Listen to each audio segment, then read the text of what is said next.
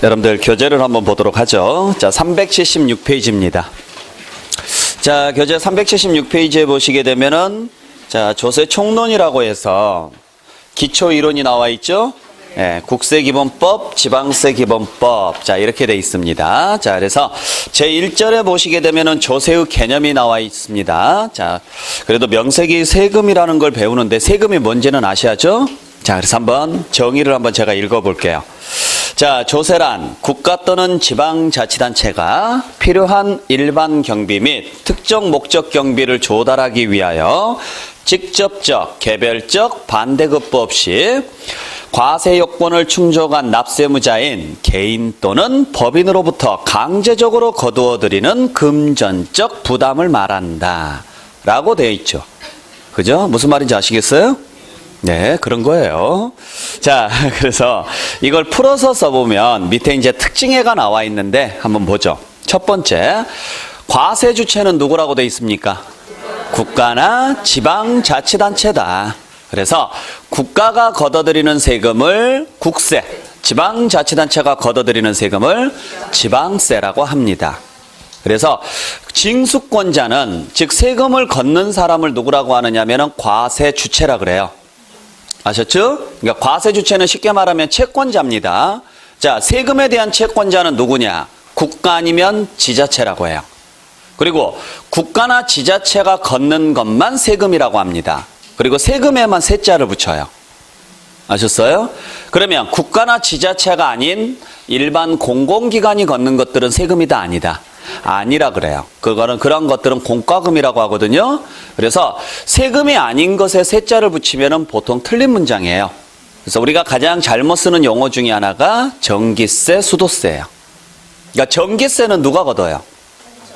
한전이 국가기관이에요, 아니에요? 아니라는 거죠. 그죠? 한전을 정확히 풀이해서 쓰면은 한국전력공사입니다. 공사가 뭐예요, 공사가? 공사가 뭐의 줄임말이에요? 공공의 이익을 업으로 하는 사기업. 그러니까 공사는 기업이 아니에요. 기업이에요.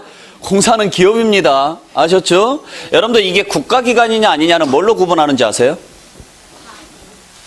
응?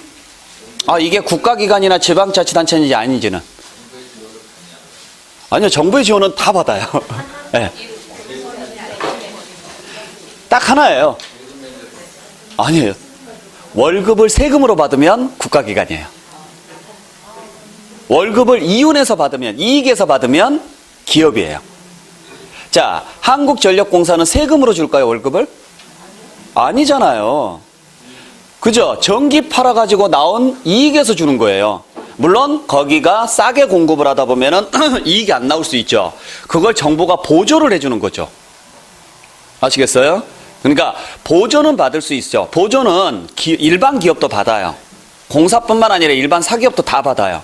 다 받는데 공기업은 어차피 이윤 추구보다는 공익 추구가 먼저인 거고 일반 사기업은 이윤 추구가 먼저인 건데 어차피 판매라는 걸 통해 가지고 이익을 창출을 해서 거기에서 월급을 주면 기업. 그냥 세금으로 월급을 주면 국가예요. 아셨죠? 그래서 우리가 공공기관이 걷는 것은 국가가 걷는 게 아니라 그냥 공공기관, 기업이 걷는 것이기 때문에 이러한 것들은 공과금이라고 해요. 그래서 전기세라고 하시면 안 돼요. 고지서 받을 때 우리 전기세 고지서는 없어요. 전기요금 고지서죠. 잘 봐보세요. 전기세라는 말은 없습니다. 아셨죠? 그러니까 전기세다, 수도세다 이러한 것들은 세금이다 아니다? 아니에요. 그래서 전기세, 수도세 하시면 안 됩니다. 아셨어요? 혹시라도 누가 그렇게 쓰게 되면 고쳐주시라고요. 이건 공과금이야. 공과금이니까 금자를 붙여야 돼. 그래서 전기요금, 수도요금이라고 하는 게 맞다. 그리고 상식적으로 생각해 보세요. 전기세, 수도세 넣으면 그러면 가스는요? 그래요. 가스세라고 해야 돼요. 근데 가스세라고 해야 안 해요? 안 해요. 또 그건 또 가스요금이라고 해요. 아니, 사람이 좀 대가 있어야지. 그죠? 네, 그러니까 이러한 내용들. 자, 그래서 세금은 오직 누구만 거둘 수 있다? 국가나 지자체만 거둘 수 있다. 아셨죠? 자, 그러면 세금을 왜 거둘까? 자, 우리는 국가나 지자체는 세금을 왜 거둘까요? 응? 다리도 나. 아니 진짜 참 신기해요. 어느 학원을 가서 물어봐도 세금을 왜 걷어요? 물어보면요.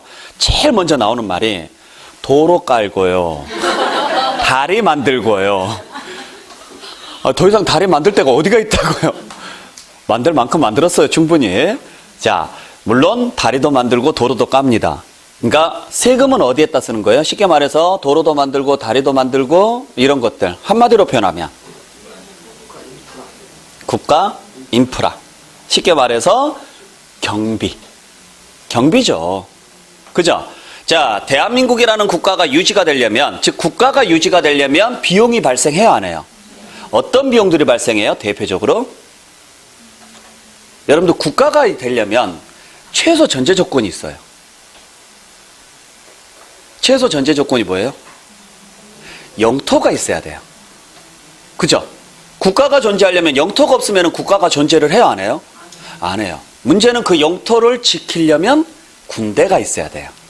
그래서 우리가 세금이 가장 먼저 쓰이는 곳이 국방비예요. 그렇잖아요. 이 나라를 지킬 힘이 없으면 결국에는 우리는 나라를 잃게 돼요. 그죠? 나라를 잃게 되면 우리는 국가가 없는 사람이 되고 난민이 됩니다. 난민은 노예보다 더해요. 사람 취급 못 받는 건 당연하죠? 자, 그러다 보니까 국가가 있으려면 당연히 군대가 있어야 돼요.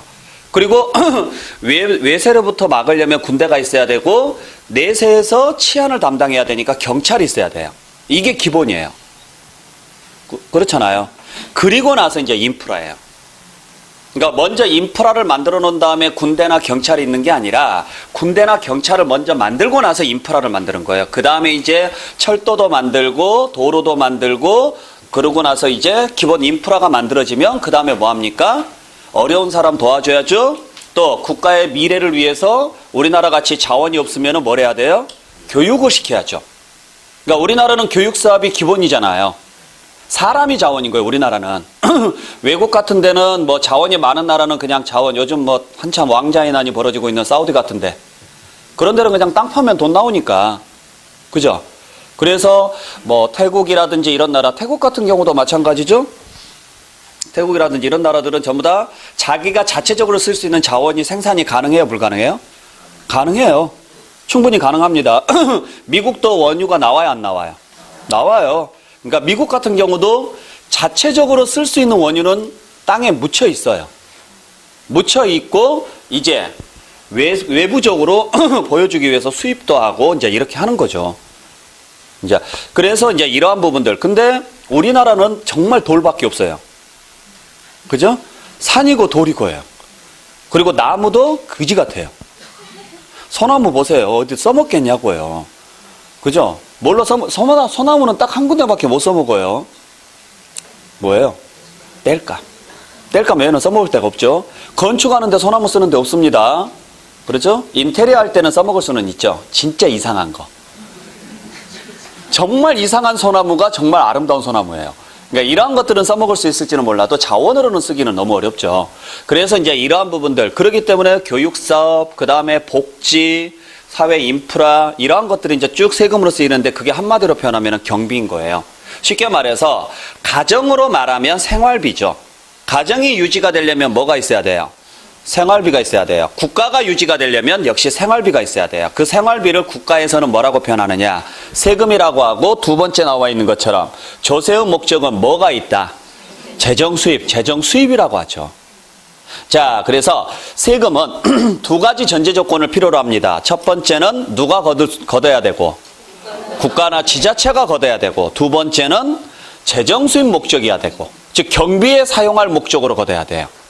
그러면 국가나 지자체가 걷긴 걷는데 그게 경비 목적이 아니라면 조세다 아니다? 아니에요.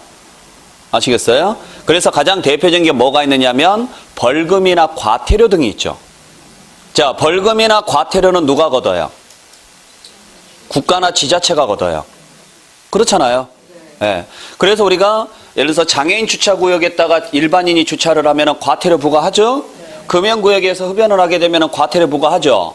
그게 어디에서 부과를 해요? 지자체에서 부과를 하잖아요. 그렇죠? 자, 무단횡단했다. 벌금 나오죠? 그죠? 그 누가 부과해요? 경찰이 부과해요. 지자체가 부과하는 게 아니라 경찰이. 경찰은 국가기관이 아니에요. 그렇죠. 경찰은 국가공무원이에요. 지방공무원이 아닙니다.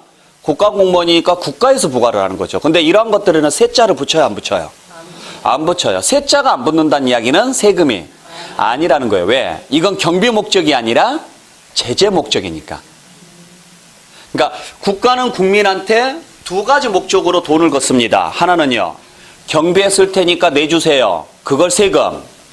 국가가 유지가 되려면 질서가 필요하고 질서를 위반하는 사람들에 대해서는 제재를 하겠습니다. 당신은 잘못했으니까 제재를 취할게요. 그래서 받는 게 벌금이나 과태료.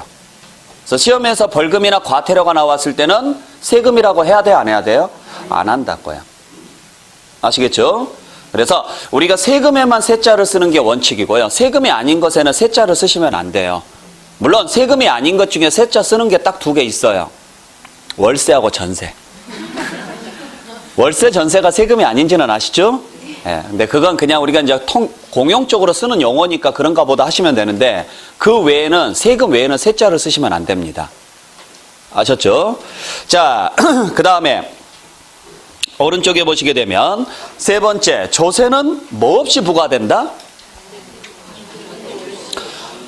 직접적이고 개별적인 반대급부 없이 부과된다. 자, 반대급부. 요게 무슨 말일까요? 반대급부가 무슨 말이에요? 예? 저항 없이, 그건 그냥 저항이라 그래요. 예. 뭐라고요? 주고받는 것. 그렇죠? 대가. 그러니까 세금이라는 것은 대가성을 바란다, 안 바란다? 안 바라는 거예요. 그렇잖아요. 자, 우리 가정에서 생활비를 한번 생각해 보세요. 가정에서 생활비를 내요. 근데 가정에서 생활비는 누가 내요? 둘 다가 누구예요? 예? 부모가요? 부모 팔아먹지 마세요. 부모가 꼭 생활비를 내는 거 아니에요. 집에서 생활비는 누가 내요? 가장? 가장이 누군데요? 아니, 여러분들 집 생활비를 누가 내요? 그 남자 팔아먹지 말라니까. 남자가 무슨 죄가 있어요? 네? 내가? 잘 생각해 보시면 집의 생활비는요, 능력 되는 사람이 내요. 그게 아빠가 될 수도 있고, 엄마가 될 수도 있고, 자녀가 될 수도 있어요. 그죠? 네. 자, 그러면 능력 되는 사람이 생활비를 냅니다. 그래서 받아서 뭐 해요? 생활비 받아서 생활을 하죠. 자, 생활을 하는데, 예를 들어서, 자, 집에서 학교 다니는 애가 있어요. 지금 고등학교 다니는 애가 있어요. 얘한테 생활비 달라고 해야 안 해요? 뭐 얘한테는 뭐 하라 그래요? 그렇죠. 공부나 열심히 하라 그래요. 너한테 생활비 달라고 안 해요. 자, 그렇게 해서 생활비를 받아가지고 밥을 차려요. 먹어야 되니까. 그러면 생활비 낸 사람은 먹어요. 안 낸 사람은 먹어요, 안 먹어요? 먹어요. 그렇죠? 자, 생활비 받아서 생활비 낸 사람은 보일러를 넣어주고 생활비 안 낸 사람은 이불도 안 줘요. 그러진 않죠? 자, 그게 세금이에요. 그러니까 세금은 누가 내는 거예요, 그러면? 그렇죠. 세금을 낼 수 있는 능력이 되는 사람이 내는 거예요. 그러니까 세금은 국민이 무조건 낸다가 아니에요. 세금은 국민이 낸다. 왜? 국민이 가족이니까. 국가로 말하면. 근데 그 중에서 누가 내더라? 능력이 되는 사람이 내는데 그 세금을 걷어서 낸 사람을 위해서 쓰는 게 아니다. 국가 전체를 위해서 쓴다. 그러니까 내가 1,000만 원을 냈다고 해서 국가는 나한테 1,000만 원어치 해준다, 안 해준다? 안 해준다고요. 그 말이에요. 무슨 말인지 아셨죠? 직접적이고 개별적이다. 즉 개인적인 혜택은 있다, 없다? 없어요. 그래서 세금이라는 것은 나를 위해서 써주세요가 아니에요. 내가 이 돈을 낼 테니까 누구를 위해서 써주세요? 국가 전체, 국민 전체를 위해서 써주세요.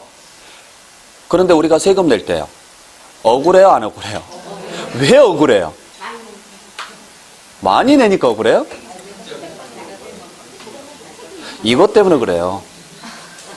그러니까 나는 분명히 많이 냈는데 내가 예를 들어서 100만 원어치 냈으면 국가가 나한테 100만 원어치를 해준다면 나는 더 낼 거예요. 안 그래요? 근데 그게 없단 말이에요. 내가 100만 원어치 냈는데 국가는 나한테 1원어치도 안 해줘요. 그러니까 이게 진짜 짜증이 나기 시작하는 거예요. 그래서 집에서도 열받으면 그러잖아요. 너는 밥만 처먹고 네가 도대체 하는 게 뭔데? 그런 말 해요, 안 해요? 가끔 하죠? 아니, 물론 이제 뭐 어떤 무슨 일이 생겨가지고 열받으면 할 말이 없으면 꼭 그런 이야기 하거든요. 응? 내가 너를 위해서 이렇게까지 했는데 도대체 너는 뭐냐? 이런 이야기도 가끔 해요. 근데 그게 맞아요. 사람이니까, 사람이다 보니까 억울할 수밖에 없어요. 근데 세금은 더하죠. 왜?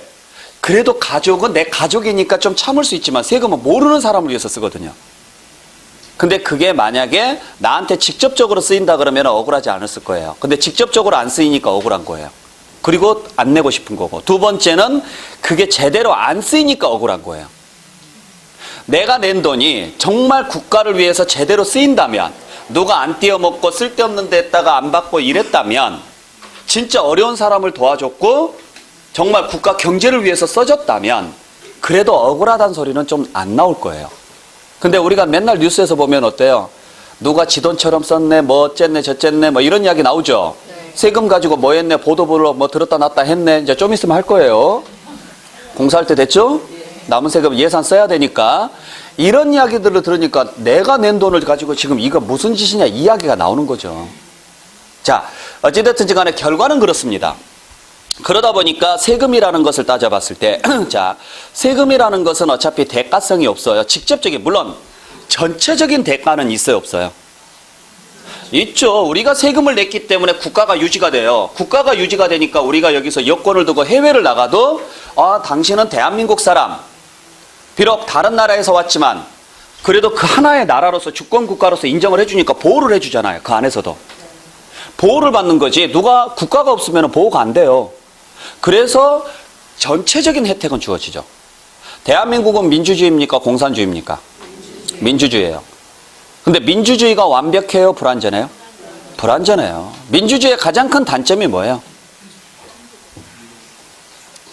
네? 민주주의는 다른 말로 하면 시장 경제 체제예요. 민주주의라는 것은. 시장 경제 체제는 자유예요. 자유와 책임과, 그죠? 자, 거기에 가장 큰 단점이 뭐예요? 빈부의 차죠? 그렇죠. 빈부의 차. 사람이다 보니까 빈부의 차가 생길 수밖에 없죠. 그게 민주주의의 가장 큰 단점입니다. 그래서 민주주의의 최대 핵심 과제는 뭐냐? 빈부의 차를 최대한 줄여보는 게 최대 핵심이에요. 그걸 보완할 수 있는 게 딱 하나 있어요. 뭘까요? 그게 공산주의예요. 공산주의는 빈부의 차가 없어요. 자, 그래서 이론적으로 봤을 때 공산주의가 좋을까, 민주주의가 좋을까? 공산주의가 좋아요. 공산주의는 완벽한 세상이에요. 그렇잖아요. 빈부의 차도 없고 누구나 다 평등한 세상이 무슨 세상이에요? 공산주의예요. 근데 그건 이상이지 현실적으로는 불가능합니다. 모든 사람이 똑같으려면 누가 존재를 해야 되느냐? 신이 존재를 해야 돼요. 그래서 똑같이 분배를 해줘야 돼요. 결국에는 신이 존재를 하면서 이 사람들을 뭐 해야 돼요? 딱 눌러놔야 돼요. 누구 한 사람 튀어나오면 안 돼요. 눌러놓고 똑같이 배분을 해줘야 돼요. 그러니까 공산주의는 그게 문제죠. 자, 그래서 민주주의인데 이 불합리한 점을 해결을 하기 위해서는 공산주의 개념 중에 좋은 걸 하나 받아들이자. 그게 세금이에요. 그렇잖아요. 세금은 있는 사람들 걸 뭐 해서, 공산주의가 그러잖아요. 프롤레타리아가 그러죠? 있는 것들을 뺏어가지고 뭐 하자는 이야기예요? 전체를 위해서 나누자. 그게 세금인 거예요. 그래서 있는 사람들, 낼 수 있는 사람들 싹 내세요. 대신 이 돈 당신들한테 안 씁니다. 당신들을 포함을 해서 안 낸 사람까지 다 쓰겠습니다. 이 개념이 세금이라는 거죠. 어찌됐든지 간에 결과론적으로 아까 억울하다라고 이야기를 했죠. 그러니까 그러면 우리가 현실적으로 돌아와 봤을 때 많이 내도 혜택은 똑같고 적게 내도 혜택은 똑같아요. 그러면은 우리는 뭘 해야 될까? 안 내면 안 돼요. 내야 돼요. 내기는. 네. 나라가 유지가 되려면 내긴 내야 됩니다. 어떻게? 적게. 그렇죠. 그래서 우리가 세금을 배우는 근본적인 목적은 절세예요. 아셨어요? 절세라는 말하고 자 반대되는 말이 무슨 말입니까? 탈세입니다. 절세하고 탈세하고 차이점이 뭐예요? 그렇죠. 법 테두리 안에서 법을 위반하지 않고 세금을 적게 내는 걸 절세, 법을 위반해서 세금을 안 내는 걸 탈세. 비슷한 개념이 하나 더 있어요. 조세회피라는 단어가 있어요. 조세회피는 무슨 말인지 아세요? 조세회피는? 재산을 다른 데 빼돌리고 그게 탈세. 자, 여러분들 법이라는 게 우리나라 법률은 어떻게 만들어져 있습니까? 우리나라 법률은 성문법입니다. 무슨 말이에요? 글로 적혀 있어요. 자, 글이 시대 상황을 다 적을 수 있을까요? 없을까요? 없어요. 그래서 항상 빈틈이 있어요. 그래서 법률에 없는 행위를 해요. 그러면 세금 내요, 안 내요? 이게 조세 회피. 법률에가 없으니까 세금을 낼 이유가 전혀 없는 거예요. 이게 조세 회피. 자, 법률에 있는 행위를 해요. 세금 내야 돼요, 안 내야 돼요? 내야 돼요. 근데 세금은 한 가지 방법으로만 내는 게 아니에요. 1번 방법도 있고 2번 방법도 있고 3번 방법도 있어요. 얼마가 나올지는 모르겠지만 이 방법 중에서 제일 적게 나오는 걸 찾아내요. 요게 절세. 그런데도 불구하고 안 내요. 요게 탈세. 이건 예전에 학기론 시간에서 한번 시험 문제 나왔던 내용이에요. 그러니까 탈세라는 말은 위법상이에요. 위법. 아셨죠? 절세라는 말은 적법. 조세 회피라는 말은 위법이다 적법이다라고 말을 못해요. 이건 왜냐면 법률에가 없으니까 법이라는 걸 따질 수가 없는 거예요. 그러니까 이걸 하는 사람이 제일 똑똑한 사람이죠. 이걸 하는 사람이. 이걸 제일 잘하는 사람이 제일 잘하는 곳이 어딘지는 아시죠? 삼성이에요. 그러니까 삼성 법무팀이 1년 내내 연구해서 10억, 20억 연봉 받아가면서 하는 게 이거예요. 법에 없는 걸 뭘 만들까? 이제 이런 것들을 만들어서 재산을 이전시킨다거나 이런 것들. 그래서 예전에 지금 이재용 회장이 부회장이죠. 아직 이건희 회장이 살아있으니까. 이재용 부회장이 삼성 경영권을 넘겨받을 때 삼성의 최대 주주가 누군지 아시죠? 국민연금 아니에요. 최대 주주가 에버랜드예요. 에버랜드가 삼성 거잖아요. 삼성 에버랜드가 최대 주주예요. 그 에버랜드의 최대 주주가 이재용 회장이에요.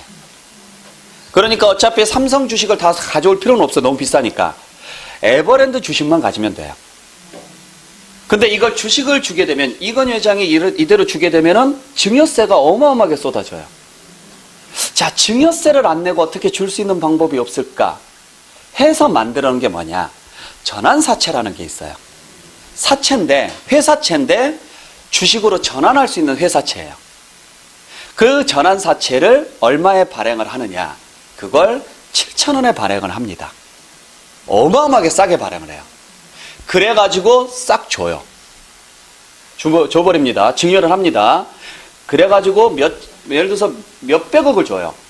몇백억을 주고 나면 증여세 해봤자 솔직히 말해서 그래가지고 50억 나왔다고 치더라도 이건희 회장한테 50억이 돈이겠냐고요. 내요. 그리고 그걸 주식으로 전환을 해요.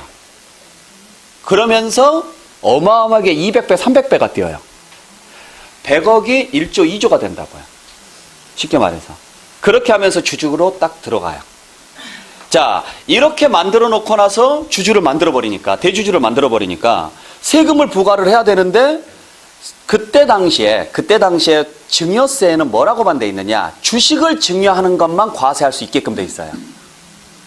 회사채는 안 나와 있었어요. 이걸 이용하라는 거죠. 그래서 사회적으로 집단 뉴스에서 어마어마하게 때렸어요. 중요한 것은요, 내가 세금 예를 들어서 5천억 낼 거 안 낼 수만 있다면요, 저는 10년이고 20년이고 요거도 먹을 자신 있어요. 아니, 국민이 지랄을 해도 그 사람들 눈 하나 깜짝하겠냐고요. 그래서 뉴스에서 이 나쁜 새끼들 어쩌고 정말 도덕적으로 인간이 안 됐네 어쩌네 아무 상관없어요. 그리고 한 두세 달 만에 끝났어요. 그냥 조용히 사라져요. 그죠? 야, 이러니까 이제 문제가 생기는 거죠. 그래서 그 다음에 바로 법률을 만들었어요. 전환 사채 등도 포함한다 하고요. 이게 조세 회피예요. 조세 회피. 아시겠죠? 네. 그래서 이제 우리가 조세 회피를 제일 많이 하는 게 뭡니까? 세금이 없는 나라에다가 기업을 세워서 뭐 하는 거예요? 그쪽에 투자를 해가지고 세금을 빼먹는 거. 그죠? 네. 그러니까 해외로 자금을 돌리는 거죠. 문제는 그걸 페이퍼 컴퍼니를 만들었을 때는 불법이 되지만 진짜 기업을 세워버리면 불법이 아니에요. 이제 그래서 이제 이러한 방법들을 되게 많이 쓰는 거죠. 여러 가지 방법들을. 그러니까 유령 회사는 페이퍼 컴퍼니니까 그건 불법이에요. 회사가 없는데 서류상으로만 회사가 존재하는 거. 이건 불법이지만 진짜 회사를 세워버려요. 어차피 건물 하나 사가지고 간판만 걸어놓으면 되거든요. 상관없어요. 네.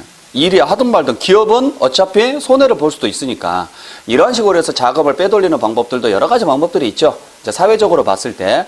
근데 자, 이건 하려면 너무 이제 정말 똑똑해야 할 수 있는 거고 저도 못해요. 이런 것은 뭐 나머지도 못하지만. 네. 자, 그러면 우리가 해야 될 것은 무엇일까? 바로 절세가 목적이다. 어차피 많이 내나 적게 내나 나한테 돌아오는 혜택이 똑같다면 굳이 많이 낼 필요는 있다 없다? 없다. 법이 정하고 있는 범위 내에서 가장 적게 내는 방법을 선택을 해보자. 이게 우리가 할 수 있는 방법. 대신 탈세는 하지 마시라고요. 아셨어요? 그래서 가끔 저한테 물어봐요. 뭐 세금 이러는데 이렇게 하면은 뭐 세금 안 낼 수 없을까요? 제가 이번에 우리 애한테 아파트를 하나 증여를 좀 해주고 싶은데 넘기고 싶은데 어떻게 증여세 안 낼 수 있는 방법 없을까요? 없어요. 무조건 내셔야 돼요. 제발. 아셨어요? 그런 걸 저한테 물어보지 마시라고요. 증여도 못 받고 있는 저는 얼마나 억울해요. 속상하니까 그런 거 물어보지 마시고 증여가 이루어지면 당연히 증여세는 내야 돼요. 무슨 말인지 아셨죠? 양도를 해서 소득이 나오면 양도소득세는 내셔야 되는 거고요. 취득을 했으면 취득세는 내야 돼요. 물론 법률에서 이렇게 하면 세금 안 나올 수도 있습니다. 근데 그런 경우가 아니라면 세금을 내셔야 되는데 어떻게 하면 안 낼까요? 그건 어떻게 하면 탈세할 수 있을까요? 이 질문이에요. 제가 여러분들을 범법자로 만들 이유는 없잖아요. 그래서 탈세는 절대 알려드릴 수는 없고 알려드리고 싶지도 않고 질문 자체도 안 받습니다. 대신 줄일 수 있는 방법이 있다면 한번 고민은 해볼 수는 있겠죠. 서로가. 그래서 여러분들이 내용을 들어보고 아 이렇게 하면 한번 줄일 수 있겠구나 라는 걸 여러분들이 배워가시는 거예요. 여기에서. 그러니까 학원에 나와서 세법을 배우는 첫 번째 목적은 시험에 합격하는 거고 두 번째 목적은 내가 할 수 있는 것 중에서 배운 내용 가지고 조금 더 세금을 줄일 수 있다면 방법을 생각해보자. 이러한 부분들을 여러분들이 여기서 배워가야 되는 거지 다른 건 없어요. 대신 여기서 배운 내용은 여러분들만 알고 계시면 돼요. 나가서 아까 말씀드렸던 것처럼 나 아는 척 하시면 안 된다고요. 아셨죠? 아는 척 하면 여러분도 굉장히 피곤해져요. 세금 계산해줘라. 야 이거 되는데 안 되는데 뭐 이렇게 물어봤다가 또 물어보고 나중에 되면요 감당이 안 돼요. 그러니까 아는 척 하지 마시고. 자 그러면 예를 들어서 내가 집을 팔아요.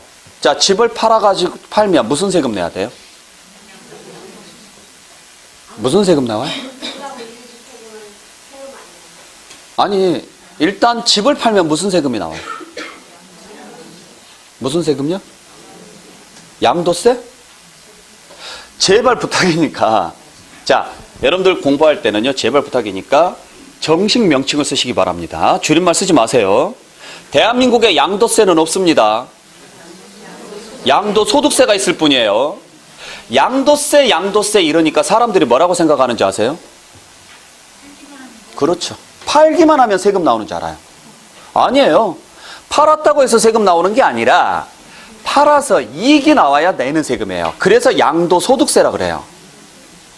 그래서 가끔 그 질문하신 분들을 보면 뭐라고 질문하냐면 제가 이번에 집을 팔았는데요. 세금 얼마나 나올까요? 이래요.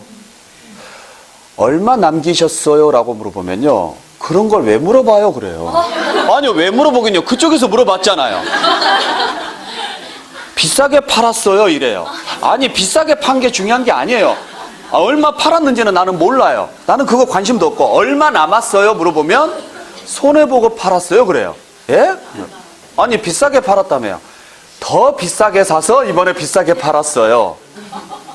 그러니까 15억에 사서 14억 9천에 판 거예요. 그러니까 중요한 것은 내가 15억에 산 건 생각을 안 하고 14억 9천에 팔았으니까 세금이 얼마가 나올까? 어디선가 들어보니까 1년 안에 팔면 50%가 나온다더라. 와 14억 9천에 50%면은 얼마야? 7억 5천에 뭐 이렇게 지금 계산을 하고 앉아있으니까 돌아버리는 거죠. 그래서 되게 잠도 못 자고 죽겠대요. 그래서 얼마 남으셨어요? 손해보고 팔았어요. 이런 거 좀 하지 마시라고요. 그러니까 사람들이 이렇게 질문을 할 수밖에 없는 이유가 양도세 그러니까 오해를 사요. 아시겠어요? 대한민국에 양도세는 없습니다. 양도소득세가 존재할 뿐입니다. 그러니까 양도소득세다라고 계속 말을 하다 보면 이해가 돼요. 양도에서 뭐가 나와야 내는 세금이구나. 소득, 이익이 나와야 내는 세금이구나. 내가 15억에 팔았다, 20억에 팔았다가 중요한 게 아니구나. 20억에 팔았는데 남은 돈은 2천만 원밖에 안 남더라. 19억 8천에 사가지고 20억에 팔았다. 그럼 얼마 남아요? 2천만 원 남잖아요. 2천만 원에 대한 세금이 얼마일까를 생각을 해야 되지 20억에 대한 세금이 얼마일까가 아니에요. 무슨 말인지 아셨죠? 네. 자, 그러면 일단 집을 팔았으면 양도소득세가 나올 수 있죠? 중요한 것은 양도소득세를 안 낼 수 있다. 아까 말씀하셨던 것처럼 1세대가 1주택을 2년을 보유하면 안 내요. 아시겠어요? 자, 근데 내가 아직 2년이 채 안 됐어요, 지금 현재. 근데 사정상 지금 팔아야 돼요. 1세대 1주택인데 2년이 안 된 상태에서, 즉 1년 11개월째예요. 한 달만 더 버티면 돼요. 근데 아주 급한 일이 있어서 한 달을 못 버티고 지금 팔아야 돼요. 마침 매수자가 정말 좋은 가격에 사겠다 그래서 지금 아니면 안 사겠대요. 팔아야 돼요, 안 팔아야 돼요? 팔아야 돼요. 근데 문제는 세금이 나와요. 이걸 어떻게 해야 될까? 그렇죠? 네. 등기를 늦추면 돼요, 등기를. 거래는 먼저 하신 다음에 등기만 한 달 늦추시면 돼요. 그러한 방법들을 배우자. 아셨어요? 괜히 세금 5천만 원 낼래요? 그냥 비과세 받을래요? 그렇죠. 우리가 배워야 될 게 그러한 내용들이라고요. 무슨 말인지 아셨죠? 자, 우리가 예를 들어서 내가 집을 파는데, 상가를 파는데 내 단독 명의로 돼 있는 상가를 파는 게 나을까? 공동 명의로 돼 있는 상가를 파는 게 나을까?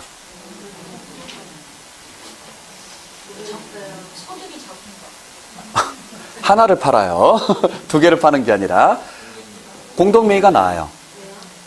그건 나중에 배워야 돼요. 외우가 아니라 그건 나중에 설명드릴게요. 그건 나중에 배워야 하시는데 공동명의가 나아요. 그러니까 처음부터 살 때부터 뭐 해야 돼요? 공동명의로 사셔야 돼요. 아셨어요? 그러면은 공동명의로 사면은 취득세는 어떨까?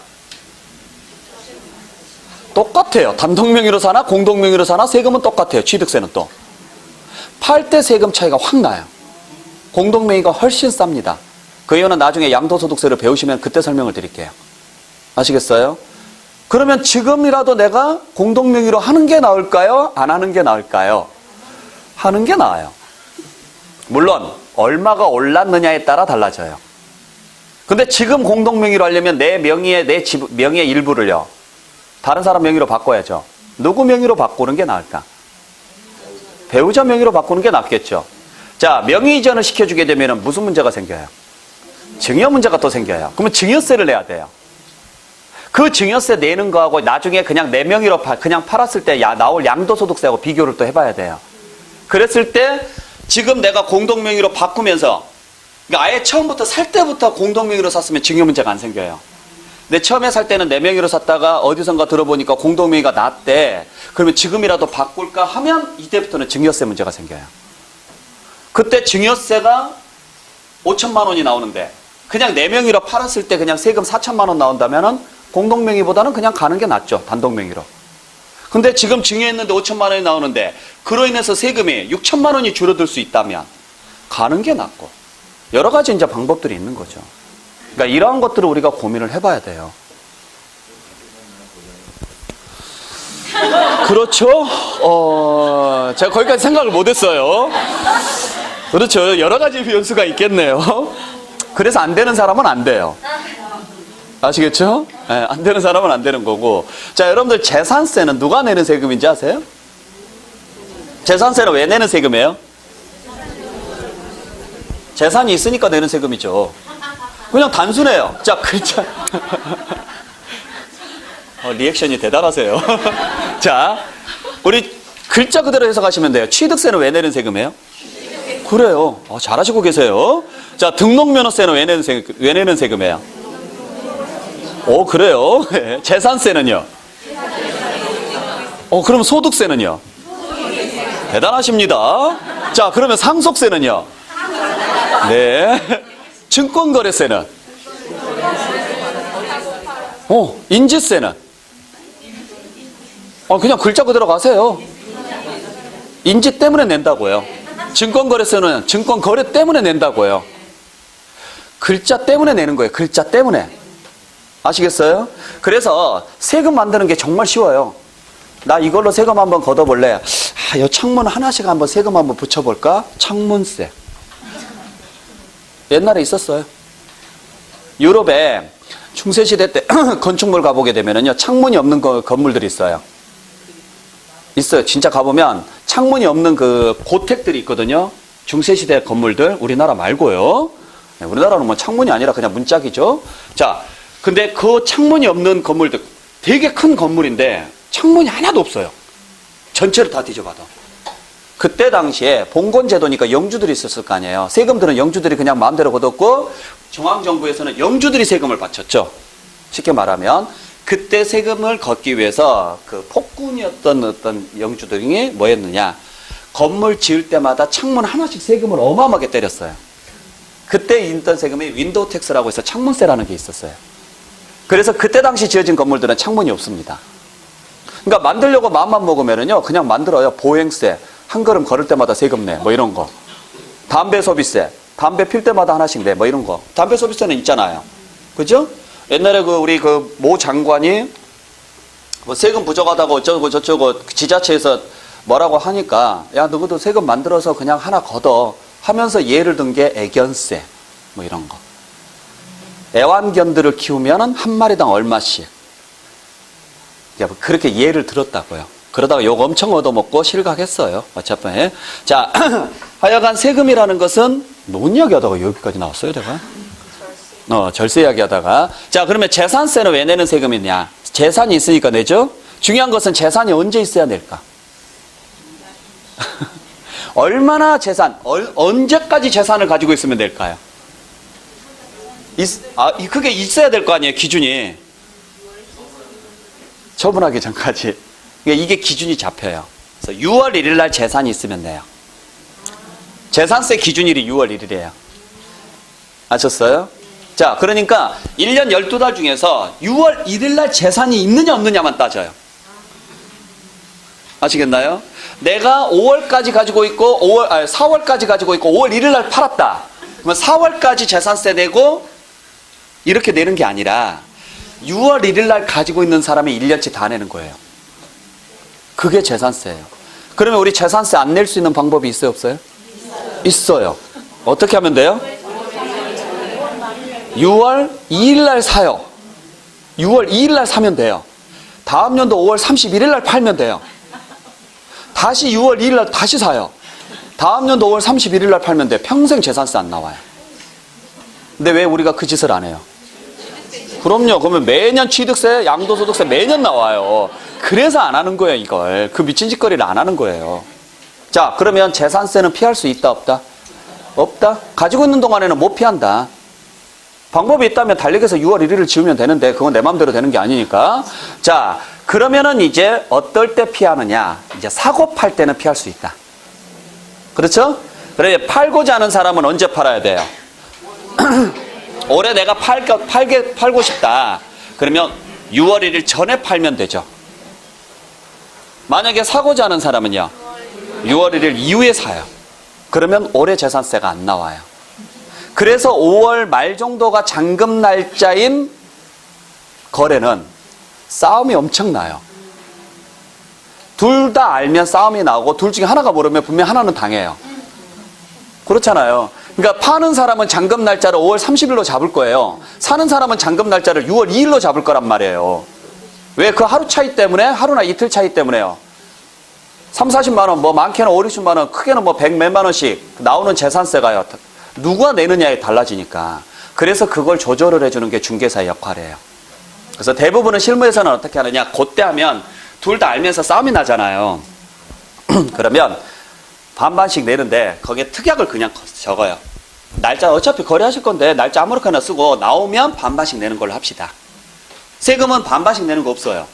무조건 한 사람이 내야 돼요. 그러니까 고지서는 한 사람한테 가요. 거기에 나온 돈을 이쪽에서 얼마 조금 부담하고 이쪽에서 얼마 부담해서 이렇게 이제 내게끔 조절을 가끔 합니다. 그러니까 그런 것들이 하나의 능력인 거고, 한쪽에서 모르면 아는 사람이 이기는 거고. 그러니까 이러한 것들. 아시겠어요? 그래서 5월 정도에 분양하는 그 아파트 같은 경우 있죠. 5월 정도에 분양이 되는 그 잔금 치르는 아파트, 분양한 아파트 중에서 잔금 치르는 아파트 같은 경우에 잔금 날짜가 6월 달로 넘어가죠? 그러면은 그 법인에서는 분양하는 회사에서는 뭐라고 하느냐? 등기라도 가져가라 그래요. 잔금은 늦게 줘도 좋으니까. 네? 그래서 등기를 언제 가져가라 그러느냐? 6월 1일 전에 가져가라 그래요. 그 이유가 재산세 내기 싫어서 그래요. 무슨 말인지 아셨어요? 그러니까 이러한 것들을 우리가 한번 배워보자라는 이야기예요. 이해되셨죠? 네. 자, 그래서 그러한 내용까지 여러분들 보시면 되고, 그 다음에 네 번째, 자, 조세는 법률에 규정하는 무엇을 충족한 자에게 부과된다? 과세 요건을 충족한 자에게 부과합니다. 자, 세금은 누가 낸다 그랬어요? 국민이 내고 그 중에서 능력이 있는 사람이 내요. 그 사람을 정해줬어요. 그걸 뭐라고 하느냐면 과세 요건이라고 해요. 그래서 나한테 세금을 내야 될 의무가 생겼느냐 안 생겼느냐를 알려면 뭘 봐야 되느냐? 내가 이 요건에 해당하는 사람인지 아닌지를 봐야 돼요. 아시겠나요? 자, 우리가 아파트를 취득을 하면 취득세를 내야 안 내요? 내야죠. 아파트를 취득하면 취득세를 내야죠. 토지를 취득하면 취득세를 내야 안 내요? 진짜 내요? 안 사봐서 모르겠어요? 그러면 자동차를 취득하면 취득세를 내요 안 내요?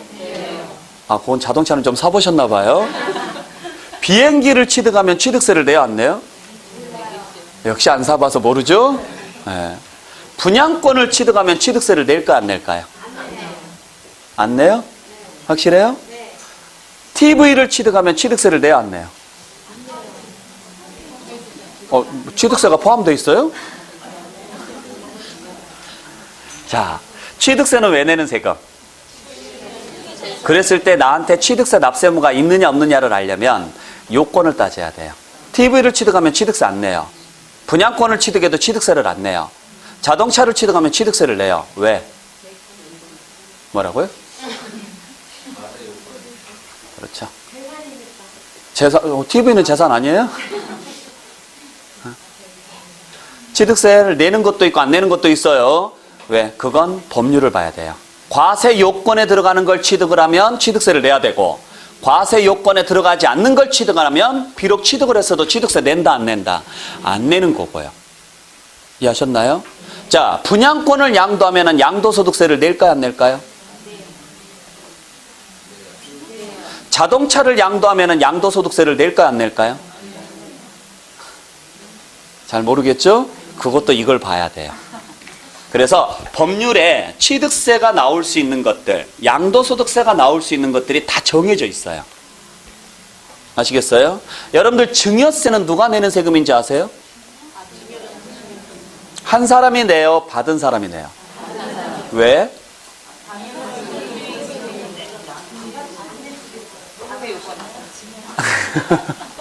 그러면 증여세는 증여 받은 사람이 낸다 그랬죠? 증여 한 사람이 내주면 돼요 안 돼요? 아니, 그러니까 내줄 수 있냐고요. 여러분들 증여세가 증여 받은 사람이 내거든요. 근데 왜 증여 받은 사람이 내는지 아세요? 증여세는 왜 내는 세금이에요?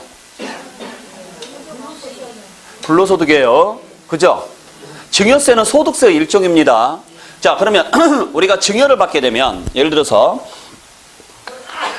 갑이라는 사람이 을이라는 사람에게 증여를 해요. 이때 을이 낼 세금은 무슨 세금을 내야 돼요? 을은. 자, 건물을 하나 증여를 했다고 가정을 하죠. 건물을 하나 증여했습니다. 그러면 을은 무슨 세금을 내야 될까요? 여러분들이 지금 아파트를 하나 증여받았어요. 무슨 세금 내셔야 돼요? 취득세, 등록세, 증여세. 네. 그렇죠? 을이 내야 될 세금은요, 취득세하고 증여세예요. 이 취득세 안에 등록세가 포함되어 있습니다. 그러면 갑이 내야 될 세금은 무슨 세금? 갑이 내야 될 세금은? 이걸 알아야죠. 지금 여러분들은 여기에 서 있는데, 지금 자, 고객이 와서 물어봤어요. 내가 우리 아들에게 아파트를 하나 증여하는데 나 무슨 세금 나와요? 그러니까요.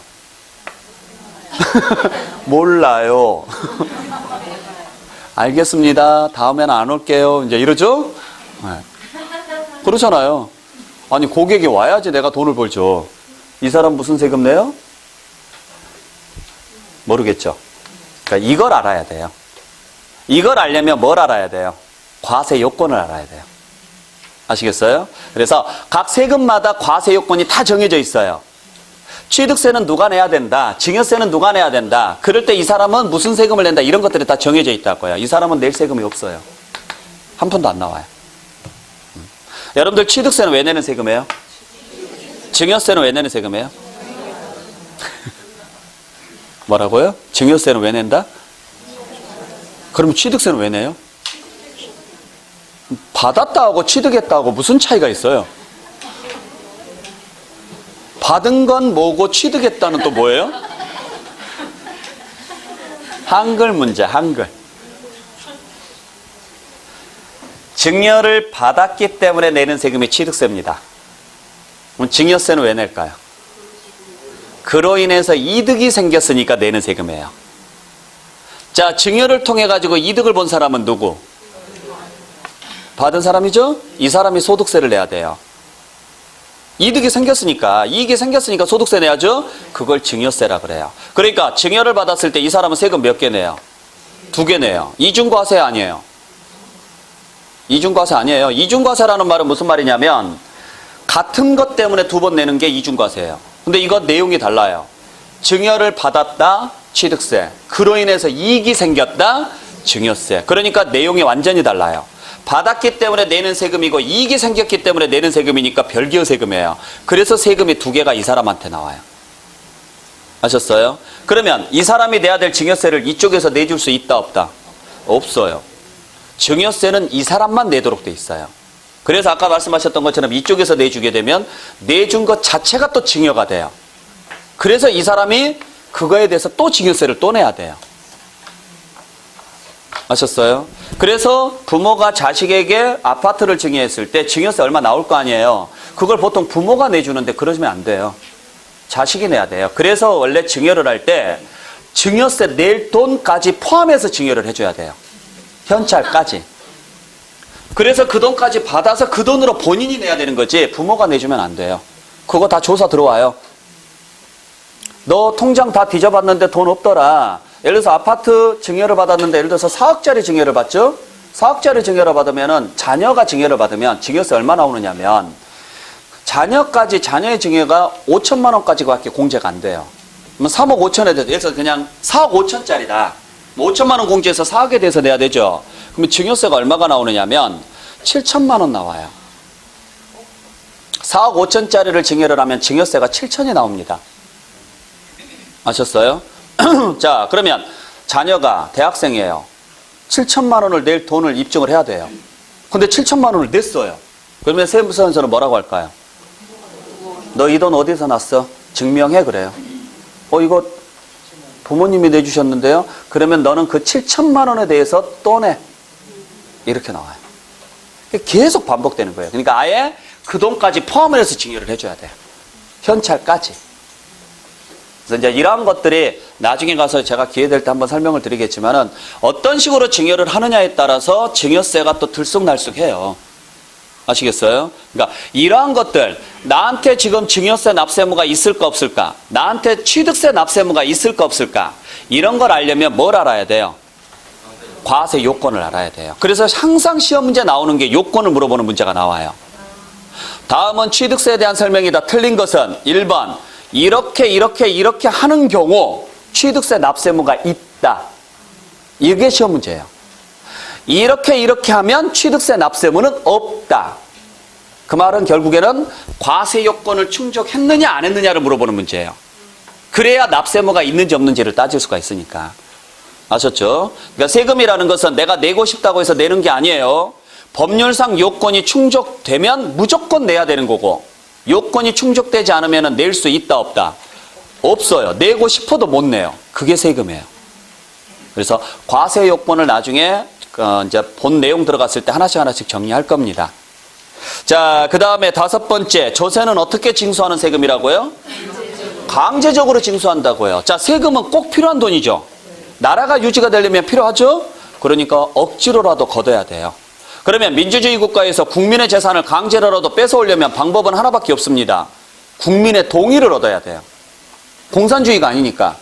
그 국민의 동의가 모여 있는 게 뭐예요? 그게 법률이죠.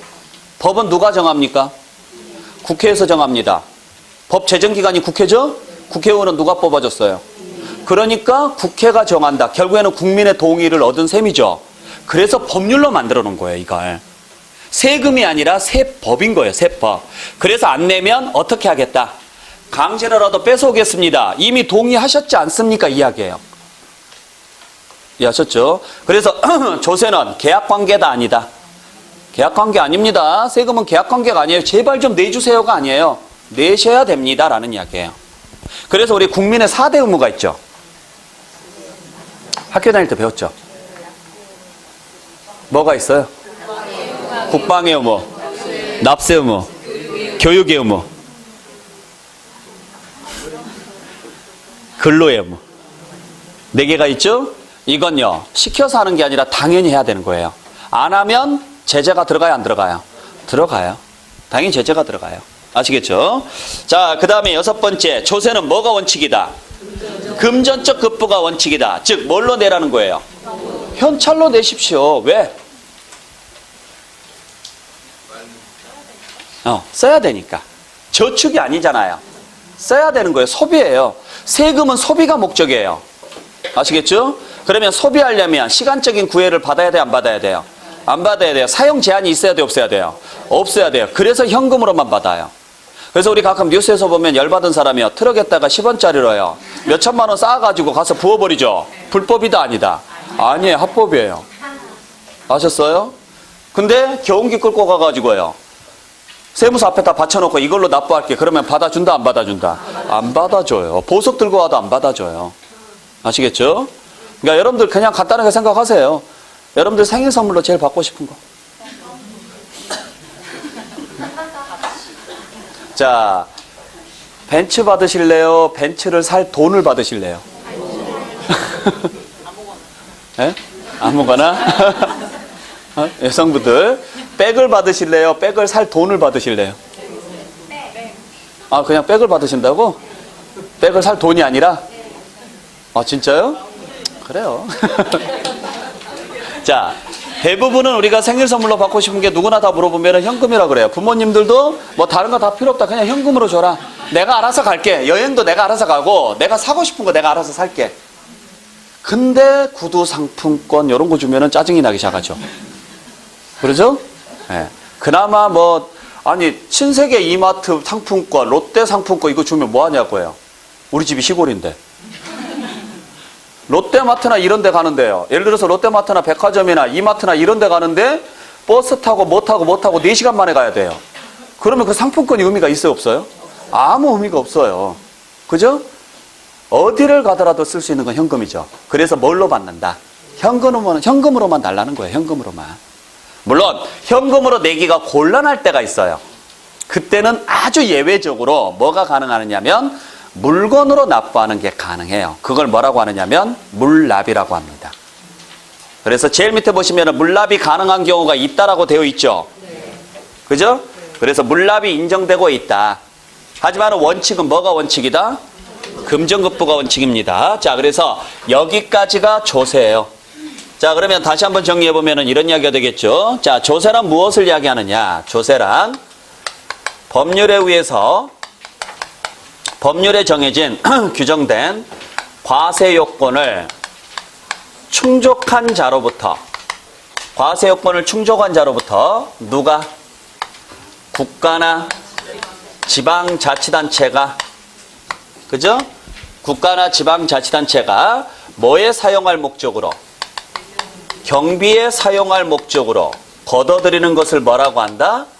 조세라고 하고, 그때 국가의 경비로 걷어들이는 돈을 국세라고 하고, 지방자치단체의 경비로 걷어들이는 돈을 지방세라고 한다라는 거죠. 이게 조세예요. 그래서 조세는 국가나 지자체가 경비에 사용할 목적으로 과세요건을 충족한 자로부터 강제적으로 걷어들이는 걸 말한다. 그리고 거기에 대해서는 반대급부가 있다 없다? 없다. 그리고 뭐가 목적이에요? 사용이 목적이다 보니까 편하게 사용하기 위해서 뭘로만 받더라? 금전으로만 받더라. 그래서 뭐가 원칙이다? 금전급부가 원칙이다. 단 예외적으로 금전으로 내기가 곤란한 아주 특별한 경우가 있다. 그래서 그때는 물건으로 납부할 수도 있다. 그래서 물납이 인정된다 안 된다? 인정되더라. 아시겠죠? 그리고 금전으로 낼 때도 참고로 원래는 한꺼번에 내는 게 기본이에요. 이걸 일시납이라고 하죠. 하지만은 필요한 경우에는 나누어서 낼 수도 있습니다. 이걸 뭐라고 하느냐면 분할납부라고도 합니다. 이게 조세입니다. 자, 그래서 간단하게 개념 정리는 좀 해주시길 부탁드릴게요. 자, 여기까지 보시고 잠시 쉬었다가 나머지 부분 또 정리하겠습니다. 지우지 마세요.